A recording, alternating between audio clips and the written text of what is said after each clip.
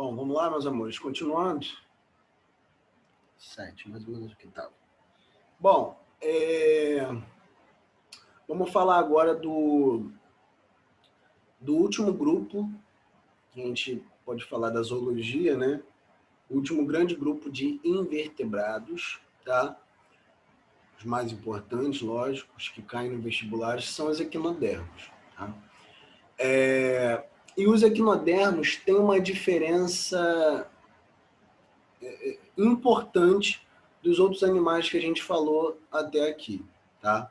Que os outros animais são animais bilaterais, vocês viram, né? Os outros animais são animais protostômios, que vocês viram, né? E a gente tem uma grande diferença aqui quando a gente fala de equinodermos, porque os equinodermos são os únicos grupos de invertebrados que são deuterostomados, tá? São animais que do blastóporo é formado a boca primeiro. Desculpa, ao contrário. Do blastóporo é formado o ânus primeiro, tá bom? Os protostômios, eles formam a boca primeiro. Os deuterostômios formam o ânus, tá? Por que isso é importante, Dani? Porque isso mostra que nós, os cordados, né, os vertebrados e os equinodermos, possuímos um ancestral em comum muito próximo, tá? Porque esses dois grandes grupos são animais deuterostomados. Outra coisa que mostra a similaridade filogenética entre equinodermos e cordados, né? Nós, tá? É que os equinodermos também possuem um endoesqueleto formado por carbonato de cálcio, tá? Então, nós possuímos um endoesqueleto, um esqueleto que fica na parte interna de carbonato de cálcio, que são os nossos ossos. E os equinodermos também, tá? Então, é o único grupo de invertebrados que possui ossos na parte de dentro do seu corpo, beleza? Assim como a gente, tá? Então, eles possuem um endoesqueleto formado por carbonato de cálcio e são animais deuterostômicos, beleza?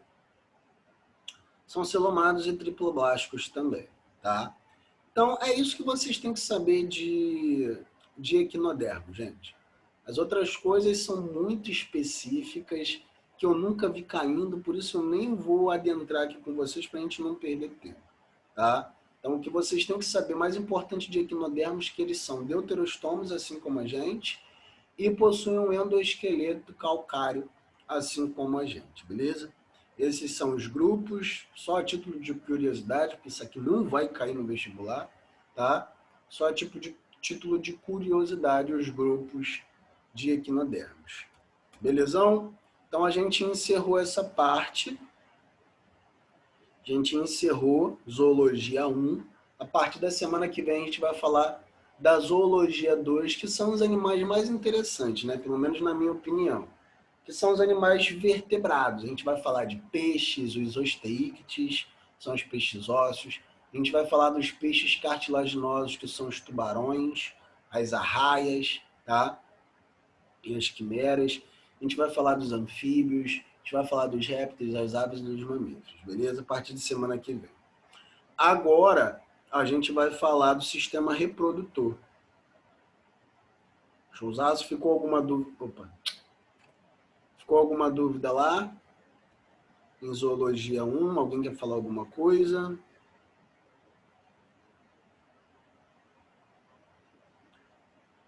Jéssica é bem sucinta, né? Não. Deixa eu, antes de compartilhar a aula, deixa eu tirar um print aqui para anotar a presença. Inclusive, ó, só vou dar presença para quem assistir a aula lá no YouTube que eu postei, hein? Ainda não marquei presença lá, não. Vou dar mais esse tempinho aí, esse final de semana, para vocês assistirem. Deixa eu tirar um print aqui.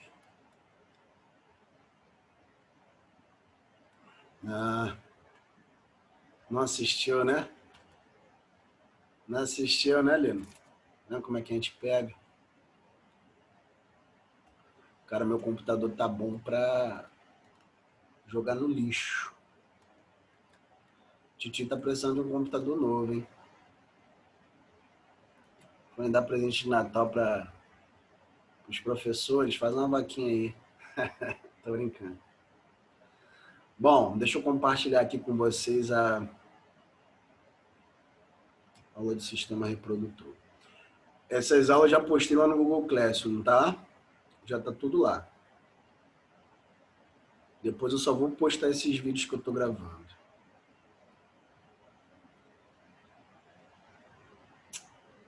Tá muito lento, gente.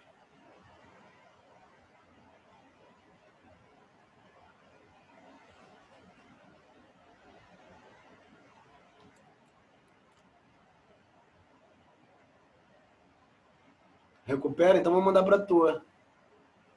Falando sério mesmo, quero recuperar esse computador aqui. Tá todo velho, tá caindo. A tela tá caindo. Parte de taxa tá quebrada. Pô, se você recuperar... Depois a gente fala isso no privado. Recupera pra mim.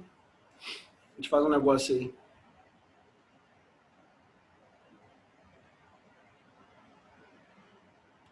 O que eu ia fazer mesmo? Ah, compartilhar com você. Bom, vamos começar então. Falar de sistema reprodutor, hein? Na outra aula eu falei sobre sistema urinário. E na outra que eu gravei também, acho que eu falei de sistema respiratório, né? Falei já sobre o sistema cardiovascular, falei sobre o sistema digestório. Falei sobre o sistema endócrino também na aula gravada. Muito importante, cai bastante. Eu acho que dois sistemas, o sistema endócrino e o sistema respiratório e reprodutor, são os que mais caem, tá? Então, dá uma conferida lá, gente, sério mesmo. Que essa parte da área da saúde, fisiologia, cai bastante nos vestibulares. O que mais cai nos vestibulares? Principalmente o ERG e ENEM. Principalmente o ERG. Fotossíntese, respiração celular, ciclo de Krebs, né? Respiração aeróbica e anaeróbia, fotossíntese, evolução também cai bastante, genética cai muito, e essa parte de sistemas é o endócrino, o sistema reprodutor, que a gente tem muitos hormônios envolvidos, alguns hormônios envolvidos que são importantes. São chamados hormônios sexuais, né? Então, o sistema endócrino, o sistema reprodutor e o sistema digestório também cai menos, mas cai, tá?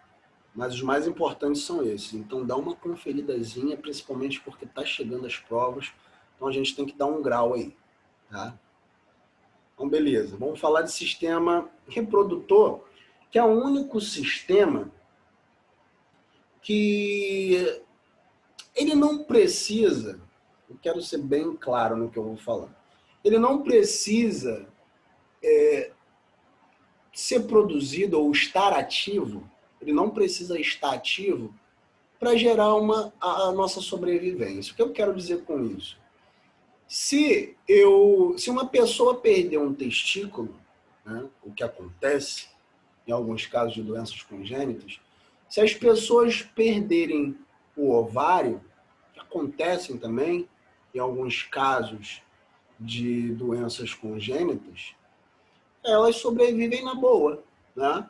Sobrevivem na boa. Agora os outros não. Se eu tirar um estômago, eu vou morrer, tá? Na bariátrica a gente tira uma parte só do estômago, não todo. Se eu tirar todo o meu estômago, eu morro. Se eu tirar o meu coração, eu morro. Se eu tirar todo o meu pulmão, eu morro, tá?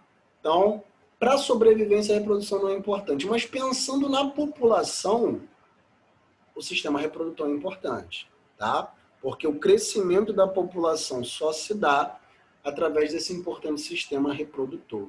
Então, a população só cresce, tá? A população de espécies só cresce porque as espécies possuem um sistema reprodutor e esse sistema é controlado por hormônios, tá? Existem dois tipos. Deixa eu pegar aqui a Malu. Deixa eu... Não, só porque eu não peguei o seu nome para presença, não. Deixa eu só pegar aqui, tirar um print aqui para anotar. Então, o sistema reprodutor é importante para o crescimento da população, tá? E existem dois tipos de sistema de reprodução. A reprodução assexuada, tá? E a reprodução sexuada, beleza?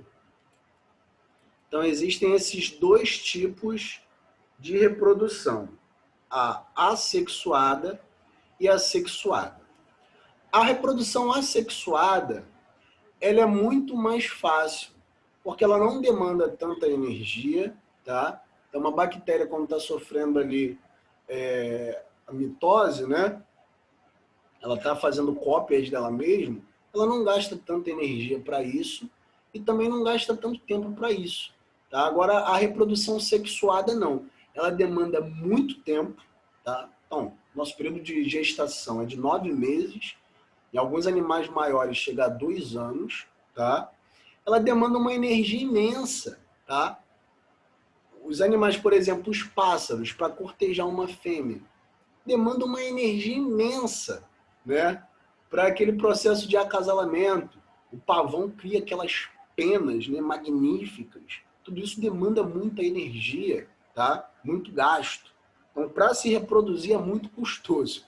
É muito gasto que a gente usa para se reproduzir, tá? Então, eu quero que vocês me digam. Se a reprodução sexuada é custosa, demanda muita energia e demanda muito tempo, por que a maioria dos seres vivos preferem a reprodução sexuada? Alguém tem alguma ideia? Poderia compartilhar com a gente? Por que a reprodução sexuada, até bactérias fazem reprodução sexuada, processo denominado conjugação. Por que todos os seres vivos preferem a reprodução sexuada? Alguém tem alguma ideia?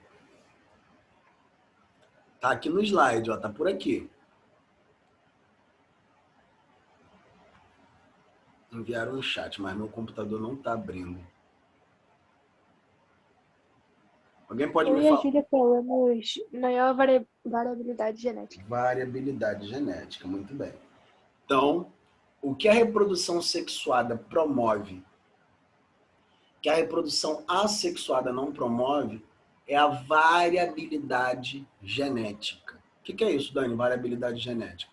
O que existe na nossa população. Eu sou diferente do Nilo, que é diferente do Gabriel. A Jéssica é diferente da Julinha, que é diferente da Malu, que é diferente da Alice, que é diferente da Nalanda. Isso é variabilidade genética. Na reprodução assexuada, não. Uma bactéria, quando faz reprodução assexuada, é uma cópia da outra. Por que a variabilidade genética é tão importante? Principalmente quando a gente fala de seleção natural, de evolução. E por isso, todos os seres vivos preferem reprodução sexuada. Até aqueles que fazem reprodução assexuada. Então, bactérias, elas se reproduzem assexuadamente, mas elas se reproduzem também sexualmente. Elas preferem a reprodução sexuada, tá? Porque imagina só, vamos colocar uma situação atual, coronavírus, né? A gente sabe que algumas pessoas têm o organismo mais frágil para essa determinada doença, né? Então, por exemplo, estava vendo na reportagem um médico saudável, né? Coração bom, rins bom, pulmão bom, tudo bom, né? Mas teve complicações com o coronavírus, né? Isso se dá geralmente porque o organismo dele é fragilizado para essa determinada doença.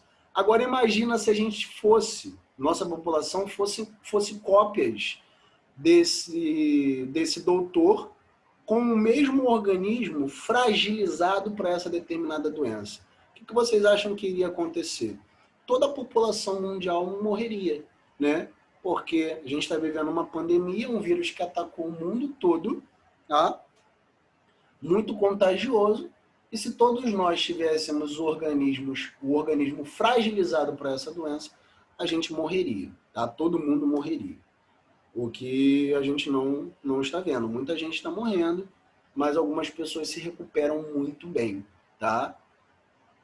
Eu já tive coronavírus e me recuperei tranquilamente. Tive alguns sintomas, mas me recuperei muito bem. Agora outras pessoas não, tá? Então a importância da variabilidade genética é essa. Ela mantém a população estável, tá? Mesmo com desastres ambientais ou pandemias, tá? Então essa é a importância da variabilidade genética, processo que ocorre somente na reprodução sexuada. Por isso, os indivíduos preferem gastar muita energia, preferem gastar muito tempo, mas preferem se reproduzir sexuadamente. Entendido? Agora vamos falar do sistema reprodutor humano, tá? Diferenças do sistema reprodutor masculino para o sistema reprodutor feminino, beleza? Primeira questão, eu quero que vocês me respondam também, tá? Uma pergunta simples, que eu também quero uma resposta simples. Qual é o órgão reprodutor masculino? O principal órgão reprodutor masculino? Alguém pode me dizer? Quero saber qual é o principal órgão reprodutor masculino. Se puder mandar no áudio, que o meu chat não está abrindo. Mas alguém sabe? Fácil, gente. Qual é o órgão reprodutor masculino? Ninguém sabe. Não é possível. Ninguém sabe qual é o órgão reprodutor masculino? Principal? Então vamos lá, deixa eu ajudar vocês. Órgão reprodutor, principal órgão reprodutor, é aquele que produz o quê? Que produz gametas, que produzem células gaméticas, tá? Então, qual é o órgão reprodutor masculino que produz os gametas? Ficou mais fácil, hein?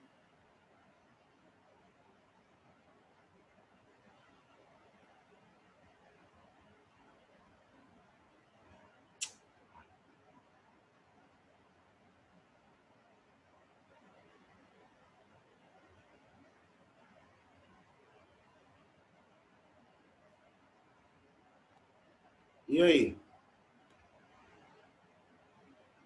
Bom, ninguém sabe. Então, testículo? Isso, testículo, tá? Então, muita gente, eu perguntei isso porque isso já caiu em uma prova do Enem, tá? Isso já caiu no vestibular. A questão simples, mas que muita gente respondeu erradamente, tá? A questão, qual é o órgão principal órgão reprodutor masculino? Muita gente disse que era o pênis, mas não. Se um homem ele perder o pênis por alguma doença, né, ou por algum acidente, ele continua se reproduzindo, tá? Ele não vai ter o órgão copulatório, mas ele pode, através de cirurgia, coletar ali, espermatozoides dele, vai estar dentro dos testículos, e fecundar um óvulo secundário, feminino. E assim ele pode se reproduzir. Então, uma pessoa sem pênis se reproduz, tá? Mas um homem sem testículo não consegue se reproduzir. Então, o principal órgão masculino é o testículo. É aonde serão produzidos os gametas, beleza? Então, a gente vai falar de cada estruturazinha dos órgãos que estão envolvidos no sistema reprodutor, tá? Primeiro que a gente vai falar é a bolsa escrotal, tá? É o escroto. O que ele faz? Qual é a função dele? Armazenar e proteger os testículos. Essa é a principal função, tá? É armazenar e proteger os testículos porque eles são muito importantes. Eles possuem um músculo chamado de cremaster, que ele controla a temperatura dos testículos, tá? Então, em altas temperaturas, essa bolsa tende a se distender, tá? E em baixas temperaturas, essa bolsa, ela contrai, né? Isso para quê? Porque a temperatura dos testículos precisa estar uma temperatura ótima para uma ótima produção de espermatozoides também, tá? Então, por exemplo, a nossa temperatura está lá entre 36 e 37 graus, né? A temperatura dos testículos é um pouco menor, está entre 34 e 33 graus, né? Essa é a temperatura ótima para a produção de espermatozoides. E quem controla essa temperatura é justamente a bolsa escrotal, beleza? Ah, showzaço, showzaço. Beleza. Tô conseguindo ver aqui o chat agora. Eu vou fazer o seguinte, acho que eu vou colocar ele aberto. Não vou fechar ele não, vou minimizar ele não. Vou colocar ele aberto, aí vocês... Ah, mas ele fecha, não adianta. Mas podem responder pelo chat, porque quando ele quer, ele abre. Então, uma hora eu vou ver, tá? Então, bolsa escrotal controla a temperatura e protege os testículos. Show de bola? E os testículos, como eu falei, é o principal órgão reprodutor masculino, porque é ele que vai produzir os gametas, tá? Então, a gente tem aqui, ó, a visão interna dos testículos. Uma estrutura muito importante, que é o túbulo seminífero. É aqui, no túbulo seminífero, que serão produzidas as células gaméticas, os espermatozoides, tá? Então, aqui, ó, vou dar um zoom no túbulo seminífero, que está dentro dos testículos, tá? Os túbulos seminíferos ficam dentro dos testículos masculinos. Aqui, ó, dei um zoom no túbulo seminífero. Nas paredes dos túbulos seminíferos, a gente tem 3 células importantes. Só 3, tá? A gente tem as células de Sertoli, essa daqui. A gente tem as células de Leydig e as espermatogônias, que são os precursores dos espermatozoides, tá? Então, olha, as células de Leydig, elas são importantes por quê? Porque sob influência do LH, que é um hormônio produzido pela nossa hipófise, pela ademohipófise, que é uma glândulazinha, eu falei isso lá no sistema endócrino. É uma glândulazinha que secreta hormônio que a gente tem aqui, ó, no nosso encéfalo, bem pequenininha, do tamanho de uma ervilha, mas é importantíssimo. Produz vários hormônios importantes, inclusive hormônios como a ADH, hormônio antidiurético, que controla a nossa diurese, tá? E ela também produz os hormônios sexuais, o FSH, tá? F de foca, S de sapo e H de hospital. FSH, esse hormônio é importantíssimo. E o LH, o hormônio luteizante, tá? É produzido pela nossa hipófise. Sob a influência do LH, o hormônio luteizante, as células de Leydig vão produzir testosterona, beleza? Então, sob influência do LH, que é produzida pela nossa hipófise, as células de Leydig lá nos testículos produzem testosterona. E por que a testosterona é importante? É um hormônio sexual, tá? É incorreto dizer que é um hormônio sexual masculino, tá? Porque mulher também produz testosterona em baixa quantidade, mas também produz.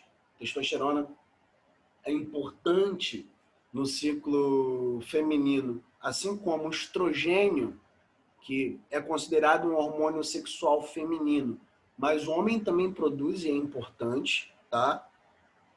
Só que em baixas quantidades. Então, o homem tem mais testosterona que mulher, em condições normais, e mulheres têm mais estrogênio e progesterona do que os homens em condições normais, tá? A testosterona é importante por quê?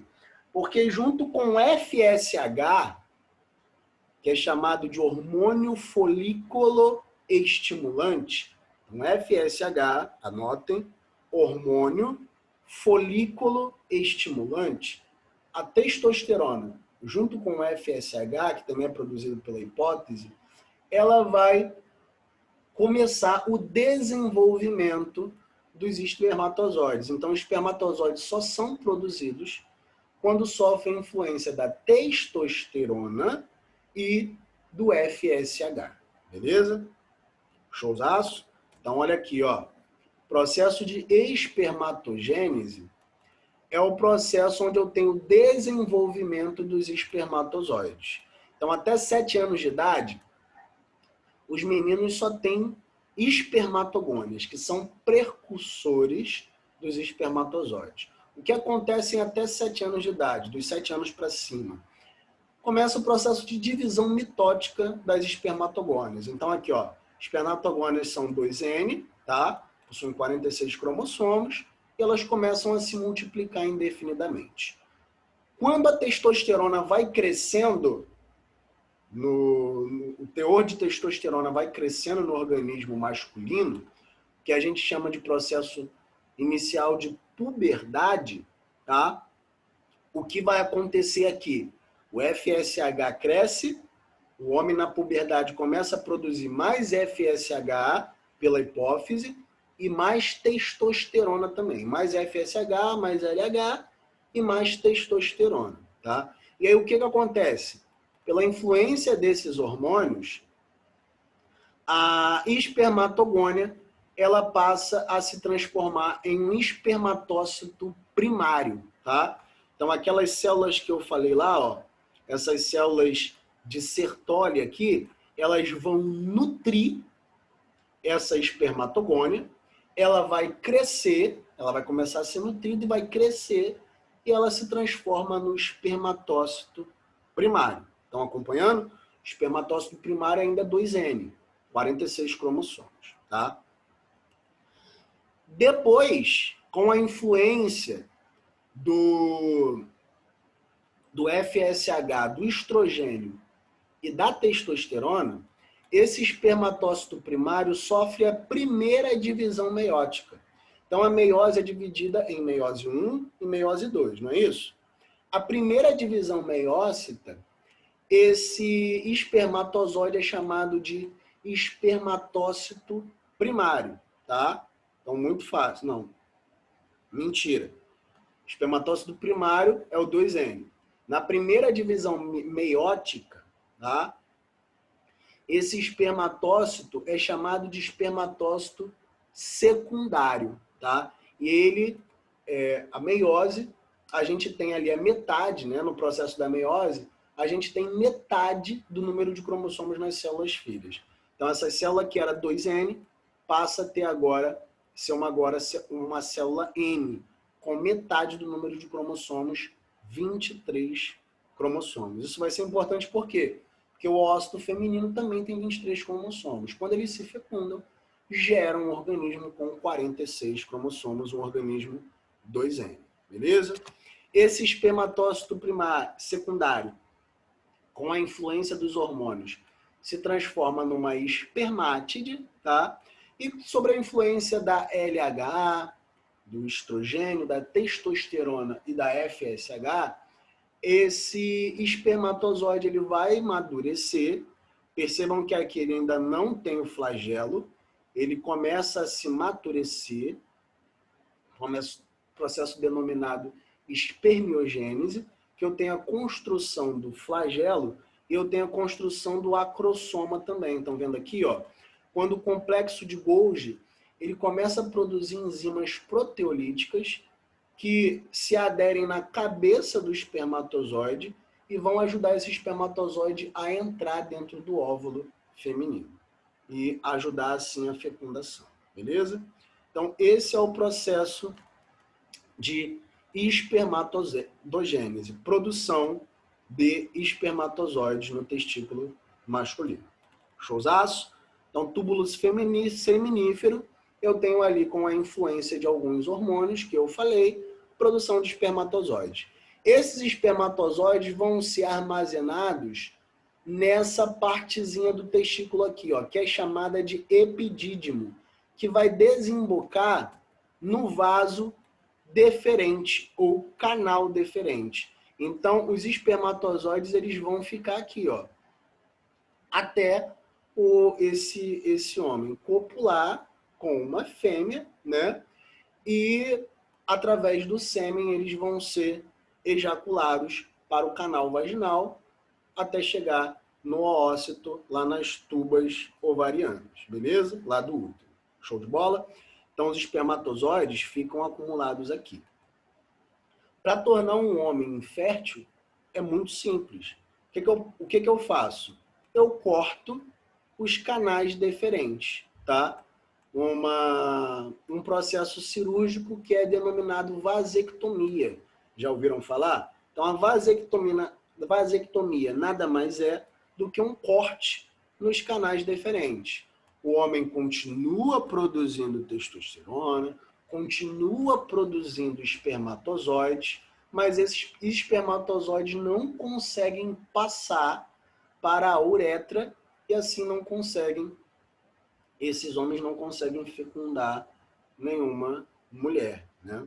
Então, eles se tornam inférteis, beleza? Então, vasectomia é um corte no canal deferente. Show de bola? Esses espermatozoides, eles vão ser transmitidos através do sêmen, tá? Mas no sêmen, a gente não possui apenas espermatozoides. Ao contrário, os espermatozoides é uma parte insignificante do sêmen, tá?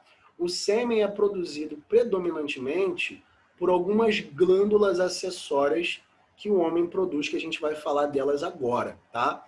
Então, a gente tem aqui, ó, essa glândulazinha é a vesícula seminal, que produz o líquido seminal. O líquido seminal, do total do sêmen, ele está em 60%. Então, 60% do sêmen é de líquido seminal. Por que ele é importante? Porque ele produz substâncias nutritivas que vão nutrir esse espermatozoide, tá? Então, no líquido seminal tem o frutose, tem outros carboidratos que vão nutrir esses espermatozoides até a chegada ao ócito secundário, beleza? Então, vesícula seminal produz o líquido seminal que ajuda a nutrir os espermatozoides. A gente tem uma outra glândula importante, vocês já ouviram muito falar, que é a próstata, beleza? A próstata, ela produz a secreção prostática, tá? Que ela produz bicarbonato de sódio. Bicarbonato de sódio é uma base forte, tá? Que ela é uma base alcalina, né? E ela ajuda a neutralizar tanto a acidez da uretra, porque na uretra não passa somente sêmen. Como vocês viram lá no sistema excretor, pela uretra também passa-se a urina, tá? E a urina é ácida, beleza? Então, esse bicarbonato de sódio, que tem ali na secreção prostática, ele ajuda a neutralizar a acidez tanto da uretra masculina quanto a acidez da vagina feminina, tá? Muita acidez pode matar o espermatozoide. Então, essa alcalinidade da secreção prostática neutraliza essa acidez excessiva. Show de bola? Estão entendendo até aqui? Eu tenho uma última glândula importante, que é a glândula bulbouretral, que ajuda a lubrificar o canal, tanto da uretra quanto o canal vaginal, tá? Então, inclusive, por esse líquido, por essa secreçãozinha da bulbouretral, ali pode conter algum espermatozoide, pode inclusive engravidar, né? Então, aquele coito interrompido não é tão eficaz para a não geração de uma gravidez indesejada, tá? Porque por esse líquidozinho da glândula bulbouretral, ali pode conter espermatozoide e a mulher pode ter uma gravidez indesejada, mesmo com o coito interrompido. Show de bola? Belezão? E a uretra, que é por onde esse sêmen vai passar até a glande do pênis e é nesse processo que há ejaculação e esse espermatozoide, ele sai dos órgãos, esse sêmen sai dos órgãos femininos e vão ser transmitidos, masculinos, e vão ser transmitidos para os órgãos femininos, tá? Do canal vaginal para o útero, o endométrio, até chegar na tuba uterina, aonde ele vai fecundar o óvulo secundário, que é o gameta feminino. Beleza? Alguma dúvida até aqui? Sistema reprodutor masculino? Entenderam tudo? Ficou alguma questão? Posso prosseguir? Então tá.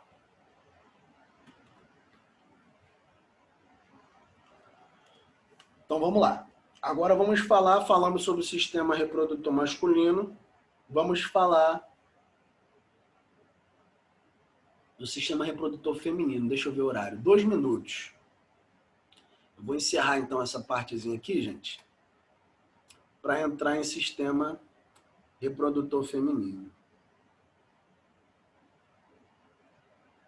Ah, beleza, beleza. Depois me lembrem, gente, de eu pegar... deixa eu colocar aqui logo para não esquecer. A frequência da Aninha.